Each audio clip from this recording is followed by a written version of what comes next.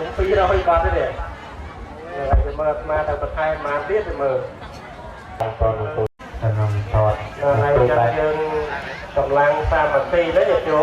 ហ្នឹងហើយអញ្ចឹងគឺសាមគ្គីហ្នឹងតបោសបាទអញ្ចឹងសូមគោរពជើញបងដើម្បីបាននៅធម្មទានក្នុងការស្ពោតហើយតាមការស្នើសុំរបស់អង្គគ្រូចាតិកាគឺសេចក្តីប្រាថ្នាក្នុងការថ្វាយទានរបស់មហាបាសិកាវិសាខាសូមអនុមោទនា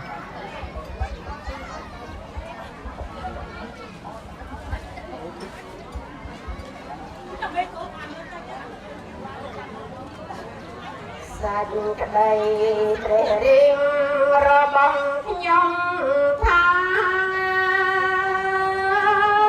ដល់នៅពេលណាខ្ញុំបានថ្វាយទាន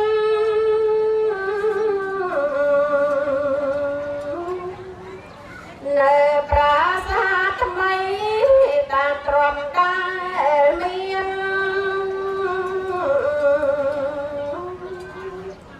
ជាវិញ្ញារទានថ្វាយចំពោះសង្ឃសាច់ក្តីត្រេងរៀងរបស់ខ្ញុំថាដល់នៅពេលណាខ្ញុំបានអន់អង្គ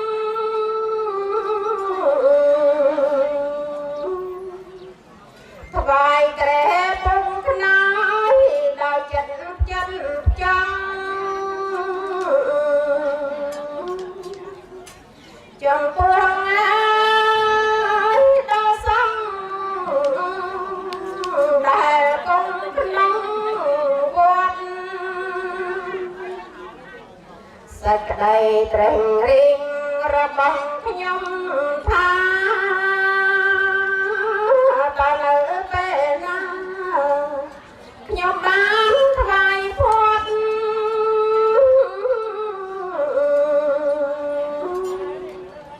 សំដោយមង្សៈធ្វើដោយមិនចត់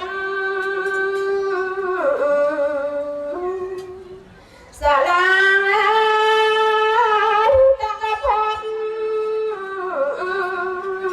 ជាអាហារទានសេចក្តីត្រេងរៀងរបស់ខ្ញុំថាដល់នៅពេលណាជួបព្រះទ្រង់ញាណ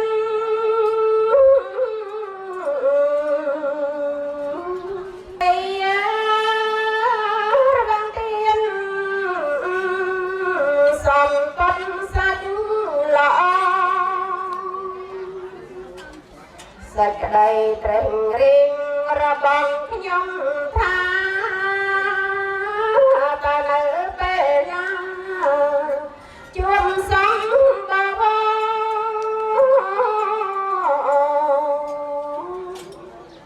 ថ្វាយភេសជ្ជៈ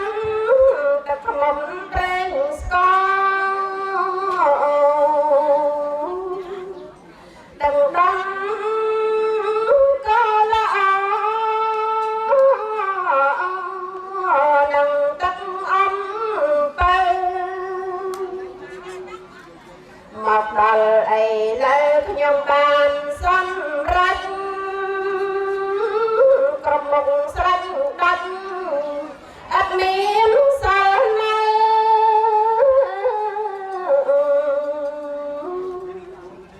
ខ្ញុំបានថ្វាយទានកប់ទុកយ៉ាងជ្រៅ